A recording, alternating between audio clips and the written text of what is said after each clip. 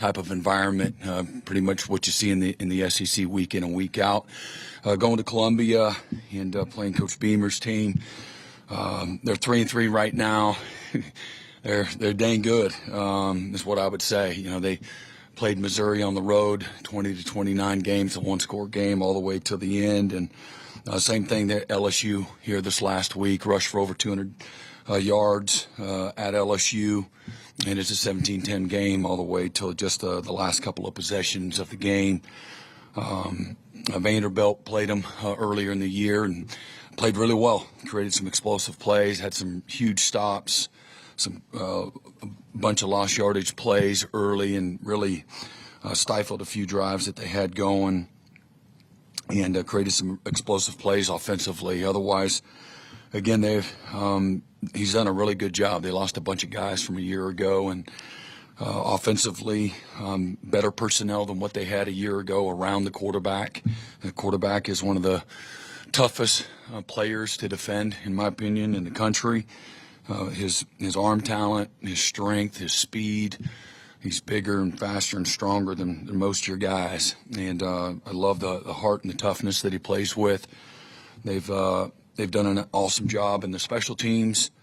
They've got an NCAA leading 6 non-offensive touchdowns between what they've been able to do defensively, 3 defensive touchdowns, and 3 punt returns for touchdowns. They got a DB, number 4, Swain, that is, man, he's lightning in a bottle, and really aggressive. They lead the SEC in forced turnovers with 12, so they've been, really aggressive in what they do. They've got great length and strength in their front 7.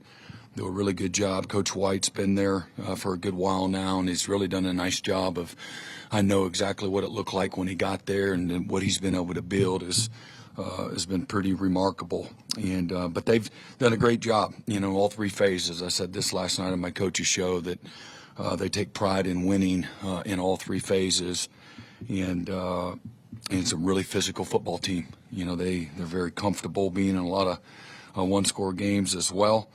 And Coach Shula, he was a head coach, I think, at Alabama when we went to Tuscaloosa several years ago, 2003, I believe. And he does a really nice job as well. Dylan Stewart, one of the premier pass rushers and all of college football. We got to see him up close and personal last year. They played really well when they came here last year, and they hit us right in the mouth. Basically 3 defensive touchdowns, 3 straight opening drives, 3 defensive turnovers, and 2 of them touchdowns, and the other one led to a quick touchdown. And so we need to play, really efficient. We got to take care of the football. We got to get better. We got to play more efficiently, offensively, and for 4 quarters. And defensively, we can't have any lapses. We've got to force turnovers. That's been a staple of who we are for decades.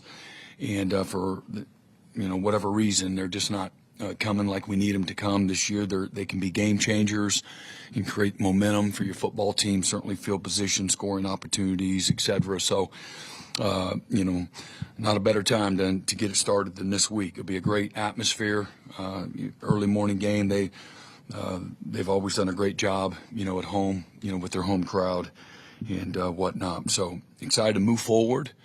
And our guys had a really good mindset to them. I think mindset's a lot more important than talent. And as I said last night, again, disappointing in the loss, but not discouraged. This is a team that's talented, and they're tough-minded.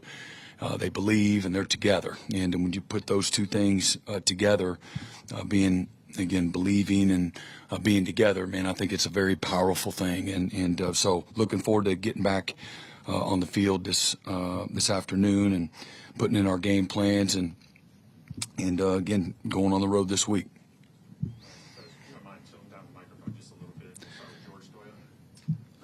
Yeah, Brent, just got 2 quick ones for you. First, how is Derek Simmons doing? And is that a long-term situation, or how's? Yeah, it's a day-to-day.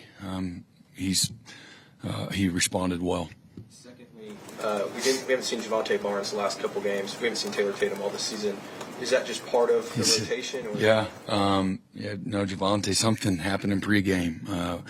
Something we thought initially it was hamstring, but there's something else. But I think it'll be a short-term thing. I don't really have any other information. He didn't practice yesterday, but he's moving around. And then Taylor's had one thing after the other. He practiced yesterday, but between stingers and an ankle and a hamstring, he's kind of been snake bit. Mm-hmm. The first things you said after the loss was this is still a really good football team. Coming off an emotional loss like that, with the schedule not getting any easier, how do you make sure that this doesn't snowball? Just be who we are. Again, you have snowballing can certainly mean, it's a broad term. It means a lot to a lot of different people. I don't see people that are weak-minded and let things snowball. That's not what I see every day. This is a group that knows how to punch back and dust themselves off and go right back at it. It's a group of competitors, both coaches and players, a lot of guys that are heavily invested, and again, you lost a game, and late in the game you have a chance to still win the game, wherein a lot of things didn't go your way. You try to figure things out. And you come right back and you do it again. And I told him before the game, you go win the game. Hey, guess what? We got to go play a noon kickoff in Columbia, South Carolina, regardless of this outcome of this game. And it's going to be every bit as important, win or lose. And they're all important. So our guys got a business-like approach. I do think that they're fueled from, the pain of defeat and missed opportunities. And they'll respond the right way. You talked last night about feeling like there were potentially things you could do around Mateer to scheme better, to put him into a better position of success. What do you feel like some of those things are, and what are you looking to see? I'm certainly not going to lay it out there for you, but you're always looking for ways to help guys. So I'm not going to get into what that exactly means, but and again, John, he told you himself he feels like he needed to make a few better decisions and be a little more patient, let the game come to him. And he's anxious and amped up, and like everybody was, and probably pressed a little bit. But you play quarterback at a high level when everybody around you is playing at a high level as well. We need to get better. We need to improve. Everybody around need to be a little more efficient with what they're doing, fundamentally, physically, technically. All of those things. Mm-hmm. Brent, the tailbacks that you guys played against Texas rushed for a combined 42 yards, and it wasn't just a Texas thing. You guys have struggled to run with your tailbacks throughout the year. Jaden Ott had pretty good performances against Kent State. Then we see him carry it once, drop a pass, miss a block, and he's kind of done for. But he's a guy that rushed for 1,300 yards a couple years ago. Yeah. What's keeping him from more touches and seeming like a guy that maybe could affect the offense? Yeah, well, I think he got in the game early and some things didn't go great right away. And that's, hey, everybody deserves some grace. But I think personally, man, Torrey Blaylock has been fantastic. And he's a guy that's hard to keep off the field. And so I think it's more an indictment on how well Torrey has played, both in, a lot of times freshmen, they don't do a great job in pass protection and being involved in the passing game and the running game, all of those things that it takes to play, a tailback, without people knowing exactly what you're going to do. And Torrey's been fantastic. We've been bragging on him for a long time. He'll be a guy that's up to this point, one of our MVP kind of guys. And the more times he touches the ball, the better he gets. He runs through trash, picks up, good blitzing linebackers, does a great job in his chip protection, has a good feel for, what we want to be. And so I think it's more of an indictment on Torrey. Two questions. One's easy. In your 10 years at Clemson, okay, here you go. Give me a hard question. This will be easy. 10 years at Clemson. Did you ever go to the South Carolina State Fair? No. I didn't think so. I mean, I'm physically there while it's going on, but I've not been to the fair. Second, you like to say and have said quite a few bit in the past that the SEC is a one-possession league. All the games are tight. Hadn't always been true, but this year it looks like it's a runaway, close. Is the key to figuring out a way to win close games, or is the key figuring out a way to not play close games and give yourself cushion? I think that both of those keys are can actually be true. And you better figure it out in the one-score games. And, yeah, certainly, why does it have to be? You got to play really well. And all three phases kind of goes without saying. And I don't think it has to be. But I think, and I don't know, whatever it is, you probably got the data more than me. I focus on us. That's really where my focus is. I want our guys to normalize the struggle of game day. A lot of times I think it's people put this expectation or there's an environment that is nurtured outside of our building that things will come easy, and there's not anything easy about it. And so everything gets easier when you stop expecting it to be easy. And so I think that's a tough-mindedness that you want your guys to play with, a level of comfort when things aren't going well or when things are a little harder. I don't want guys to panic. I don't want guys to, oh my God, now what do we do? You're going to get punched back a lot. And this isn't, the old Big 12 days where Oklahoma destroys everybody, every single week, except for one game a year. And, I'm not saying that in any other way other than, man, every week, man, there's big, long, fast, explosive dudes, great staffs, really good quarterback play, tremendous lines of scrimmage, things of that nature. And so I think again, both things, can be true. And we're continue to try to improve. We got to get better at preaching to the choir. And, physically at the point of attack. And again, I think the defenses have been a little further ahead than our offense right now.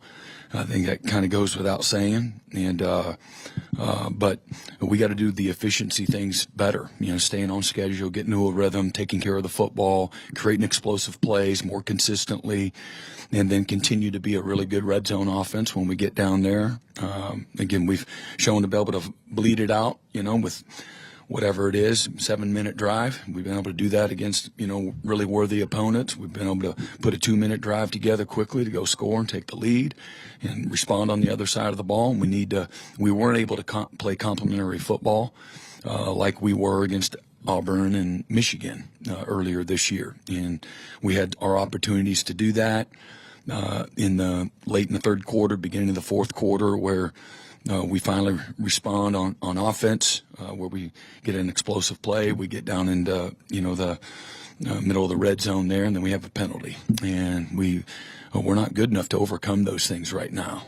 We need to be better at the fundamental things that keep us out of, harm's way. And that's football too. I get it. But we got to be cleaner. I think we had 4 or 5 penalties in the game, and 2 of them were big ones, that one's kind of a drive starter, getting into a rhythm offensively. And those things are hard to overcome, and next thing you know, it's 2nd and 20. You're going against one of the best defenses in college football that are big, long, fast, small gaps, small, windows to throw through, really good schemes. And, those mistakes can be, detrimental to you, from a drive standpoint. I think one thing that you see a trend in college football, the amount of drives. Back in the day, I remember as a defensive coordinator being up here in front of you, used to, you'd post game analysis of how many drives you defended, and then, okay, hey, that's actually reasonably good defense based on how many exposure opportunities the offense has. Well, man, you get 10 drives is about it. Those days of 12, 14, 15 drives, you don't see that. That's a very abnormal thing. And the way people are playing the game. And so we had 10 drives. You got to be more efficient. To me, if you want to kind of stay on pace, you got to be a lot more efficient. You don't have time. Well, next day we'll just punt, and next drive will come back out. Man, you're running out of opportunities, and then you're pressed with, okay, well, we got to handle the game on, and making decisions on 4th downs and those types of things a hell of a lot earlier than you would like to. How many more opportunities are we going to have to get back on, the field with, 7.5 minutes left? So your opportunities are less than they've ever been, offensively speaking. And so from an efficiency, man, the need for higher efficiencies more than it's ever been, as well. And again, we're playing against, and I'm not making concessions to really good defenses, and so we just can't move the ball and we can't score points. That's not okay. That's not the mindset. Yet at the same time, you know what the challenges are as well. Second row, Ryan Chapman. You mentioned Dylan Stewart and Brian Thomas as well. What makes that duo just such a handful, especially for some tackles that haven't had as much experience in the SEC? Yeah, just really explosive, really powerful. They're longer versions of our Mason Thomas, longer and bigger, and just really strong and physical. They put a lot of pressure on your edges. So nothing more complicated than that. Mm-hmm. Yeah, Brent, kind of piggybacking off of what Barry was asking, I heard you on the radio last night mention that you enjoy watching Georgia's games because they kind of live in the struggle there. Is that something that you talk about at all? I love football. You know, I love watching Vanderbilt, their efficiency on offense. They don't give the ball away. They're number one offense in our conference. I think they're like, I saw a stat this morning, I think they're like 5th or 6th in the nation. And they're averaging, they're number one in rushing, 6.6 yards per carry in our conference. And there's a lot of teams that are right there that you wouldn't have guessed, that are right there, with us, in rushing, that you wouldn't have thought it was that way. I didn't know that. You get so busy, but I watch them play in a really efficient, high efficient way. And so I really appreciate that. But my thing is just mental and physical toughness. When I said Georgia, mental and physical toughness and a level of consistency right here. This is why they keep winning. When other people are kind of here, they're right here and they're super comfortable in really thin air. And that's just respecting, a culture, an environment, a mindset, the physicality, the mental fortitude to be very comfortable in those spaces, not press. It's poised under pressure as a result, and then figuring it out, and that comes from having an attitude of belief and been there, done that. And that's normalizing the struggle of game day. A little bit of, there's going to be some choppy waters. Well, it's good. There's going to be some headwinds. Well, we were ready for it. There's going to be a moment where they punch you back and knock you on your butt, and you got to get back up and swing back. And that's what I've seen with them, and nobody has done it better the last, whatever that is, 4, 5, 6 years. And I've watched Kirby get there from day one and build it. And he's done it, in a great way with, changes at coordinator and things of that nature. And he's continued to do, the same thing.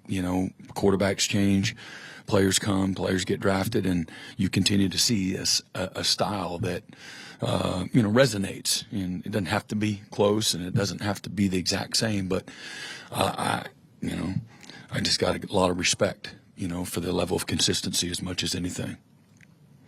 James Jackson. Yeah, Coach, it seemed like in the second half where Texas got going, running the football, you guys were in position a lot of times, just missing the tackle. Yeah. What goes into fixing that going into this week? Because you've been so good at all season. Yeah, we pointed out, just put a shortcut up together of just, man, this is uncharacteristic. You didn't do this in practice. You haven't done it in games. Yet here we are. And R. Mason played good, and we played with great effort. But the first run of the day, we do something uncharacteristic. Now I think it was a 2-yard gain. Maybe it was a few more yards. I don't even remember, but I know the play. And we did something. We put our head inside, when we're supposed to set the edge and keep our outside arm free and set the edge 2-to-1, block it, and set a hard edge because all of our help's inside. And we don't do that. We peek inside, and and that's not, you don't have even the technique to go along with peeking inside. And next thing you know, he's kind of getting worked, and we get loose in our run defense early, and just one guy. But next thing you know, they're gaining 4 yards. They're gaining 5 yards, or giving 7 yards, or the pile's going the wrong way because we got a little high and we're looking for the ball. And I thought the second half, and again, that wasn't the norm for us in the first half. And then I felt like those first two drives we were trying to go make a play, and then players will tell you that if you put a mic in front of them, they'll tell you the truth. And I mean, trying to make a play. Nothing egregious other than, man, do your job. Play with great pad level. You know, I said this. I mean, we got to play blocks better and we got to tackle better. You do those two things, maybe you can go win the game on defense. You know, they don't score that touchdown. And, you know, give credit to Texas. They were able to find the end zone. But, man, we played a huge part in that. And I only say that because we played some plays within, you know, that drive that extended the drive, got them into plus territory. And if we just do what we have done, just play with basic, simple discipline, nothing, you don't have to beat nobody, just do your job, stay in your gap. Those things don't happen. And so that's a tough lesson to learn. And that's a tough lesson to learn when you pride yourself on that side of the ball at dramatically affecting the outcome of the game. And in my opinion, they're going into that game, we had a big advantage on our side of the ball compared to what we were playing. And at the end of the day, you know, we didn't play 4 quarters of you know, elite level defense that I felt like we were capable of playing going into that game. And so that's a reflection of the staff. It's all of us. If it's one of us, it's all of us. So I say that there, and you know, we're all cut deeply from that. And but that's what that means. I don't think that's a pattern. That's not who we've been. Immediate ownership before they ever got to their apartments in Norman on Saturday night. Man, there was great high-level ownership. We didn't have to wait till we got to the tape, with the players on Monday, and I appreciate that. I'm not surprised by it, but I deeply appreciate it. It makes everything a little easier. If there's not ownership, if there's not self-awareness, then it makes everything a little more difficult. You can still get what you need from an improvement and a correction standpoint, just makes it not as fun. And so there was an excitement to get back to work and get on to the next game plan and step forward. And I told them, man, you guys there's some moments where we put some bad stuff on tape. You ain't gonna get it back, and everybody's gonna watch that tape. Everybody's gonna watch that tape. And now all of a sudden, you open Pandora's box, where you want people to take their call sheet and just like, man, there ain't nothing on here worth a flip. But now all of a sudden the Rolodex is wide open, when you don't do the basics well. And, I told them success,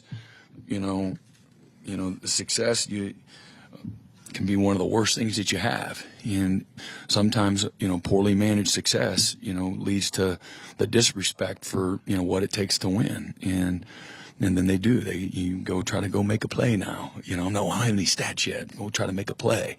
And I don't think it was selfish at all. I just think guys were really pressing, trying to, make a game-changing kind of play. The tackle for loss and things like that. We had 12. I thought we should have had close to 20. And, we had 1 sack and, we missed 4 or 5 more. And again, that's football too. So it ain't got nothing to do with the opponent, nothing else. And I don't play the shoulda, coulda, woulda. But when I'm teaching and coaching and correcting our guys, I say, is that him or is that us? What should have happened here? We had a zone blitz near the goal line where Peyton Bowen breaks up the ball on 3rd and goal. And we'll hold him to a field goal. And but it should have been a sack. And Taylor Wine's been fantastic.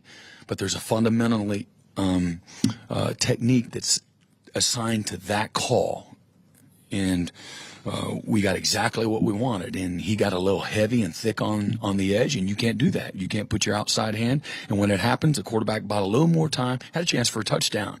Peyton had good sticky coverage. Fortunately, makes a nice PBU and saved him, but should have been a sack. He either has to throw it away, and there's a grounding potential and all those kind of things, or it should have been a sack. And so we missed in some of those opportunities, playing with great effort, amazing, tremendous effort, a lot of strain. Okay, that we never missed that. And nobody was perfect. Like everybody played with amazing strain every single play, but we did play with great effort, great resolve. And we just, press a little bit. And you got to let the game come to you. You got to be married to the fundamentals within the scheme.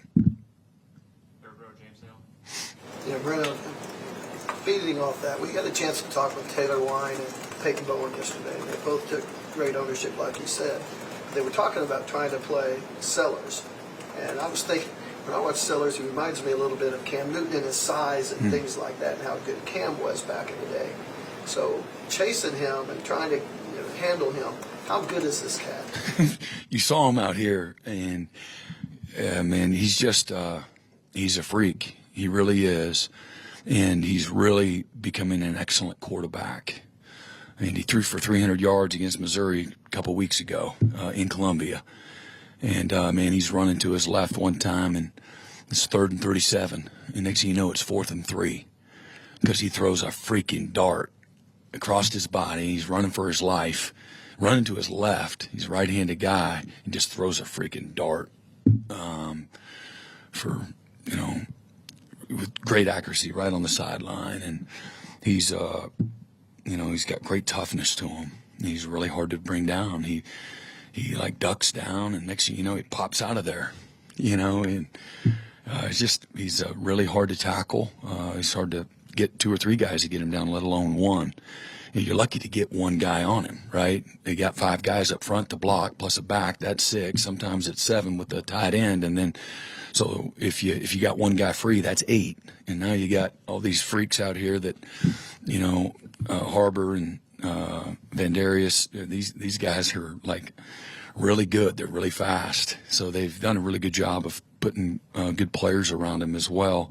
And so you don't want to be in a whole lot of those one-on-ones either. So it makes it hard to decide on how you're going to play him. But great challenge. I'm glad that they talked about him. And they watched the tape and they played against him once. And he's been able to do that against a lot of people. So, I think LSU, they end up winning the game, but man, there's nothing easy about it. He had some excellent plays against them. They've got an excellent defense. Again, they rushed for 250 yards against them. And then, you can't just focus on him. They did a really good job getting some really good backs. Rasul, the back, I think he had a NFL draft grade somewhere in the 3rd, 4th round. Coach Stryling coached him at Utah State, and he was a really good late pickup for him. And so they got good players, around him as well. So. Far right, Cliff Brent. Yeah, so Coach, this is obviously the first time you've had a chance to see John Mateer lead after a loss. Yeah. What have you seen from him since then? How is he handling it? Yeah, no, I got even more respect for him. You want to carry all the weight for all your guys, but you can't do that. That's part of their responsibility, and he wants to take the whole team on his back, and that's not fair to him at all. And so try to help him with his perspective. I think is important.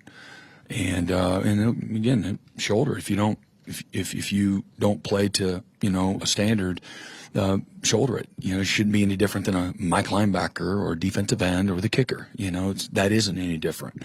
But that position does require a little more weight, and sometimes a heck of a lot more. And that's okay. He can handle it. But he's always hard on himself, and he has incredibly high standards. And I haven't been around him the depth that Coach Arbuckle and Coach Coos have, but I've been made aware of how he's handled adversity in the past, and it's been really strong. But no, I'm not surprised. With your observation with him yesterday, he's a humble guy that likes to work. He doesn't live in la la land. He knows what's good and what isn't good, and what's good enough and what ain't good enough. And so he'll go right back to work, and did. The guys really respect that. That helps everybody step back in line. Left side, front row, Bob. Yeah, Brent, some guys have a great preseason camp, then kind of fall off when the year gets going. So what's it been like to watch Taylor Wine build off that in the first half of the season that he's had? I told you guys about him, didn't I? Yeah, no, I know. I'm really, and we've all been there where a guy did really surprise, and then for whatever reason they lose their way. And he's been fantastic. And my favorite part about him is how hard he works, the consistency of how hard he works, And so this is a great example why he's playing up here, because of all this work. His confidence comes from the work. His consistency comes from, and win the day mentality every single day. His ability to be coached really, really hard. He's one of those guys that it's easy to coach hard because he receives it well. He doesn't go in the tank. He's not soft-minded or soft-hearted. He's got very thick skin. It goes to the critique goes to all the right places. And sometimes your words are so powerful that they can, crush someone's spirit. And so that's a mark of a coach, to figure out, what your players need, what they feed off of. And man, he's been a stud. I left last night and he's up in the building. We're walking out virtually at the same time, and I come back in this morning. There he is. I mean, do you go to class? I mean, are you working on your progress towards your degree? Are we good there? And he's an excellent student, but he's very focused, and he's a gym rat. But it's been cool to see the development, and it's none of it's by accident. So he's this amazing example for the other guys. At the end of the day, look at this guy. Comes in here. He was one of those add-ons late. We had a guy, that decommitted late, and we found him immediately. I'm like, man, this guy might be every bit, if not better than the guy we lost. That's literally the conversation in the moment. Coach Chavis, he's ready to jump off the bridge down here at I-35, and I'm like, man, this guy is better, I'm telling you. And he wants to be here. And then there was a connection. His dad had worked here. They'd lived in Oklahoma City, and they lived in Tennessee, but they had lived in Oklahoma City before, and they loved the Sooners. And then they wanted to commit before they even got here. And then you're like, whoa, I know we offered you, but you're not supposed to say yes right away.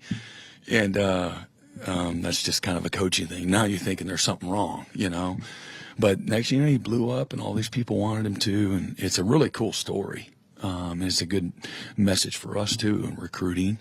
Find the right people. They got to be good enough, but find the right people, man. People matter. And his passion and his toughness, man, and his love for the game, his love for coaching, his love for discipleship is extraordinary. And he'll continue. It's not like it, well, man, they got to pay more attention. He'll figure it out. He's strong. He's physical. He's fast. He plays quick. He's got good instincts. Not perfect. Still, man, just tapping into what he's going to be, and he's been fun to watch. Got time for one more, Josh McDaniel. I just want to ask you, Ben talked about it a bit, but getting Giovanni Gibson going some more, how important do you think that will be? I think it's tremendously important. And when he was at his best this spring, man, he was tough to handle. And again, his size, his catch radius, his instincts for the game, route running ability, his physicality and blocking and covering people up. He wasn't ever covered. He was always open last spring when he was before he got hurt. So you don't have many guys that are like that. So when you have one, and again, I think the progression's been right on time. Under the circumstances, so he played a few more snaps this week than he did the week before, and will continue to progress.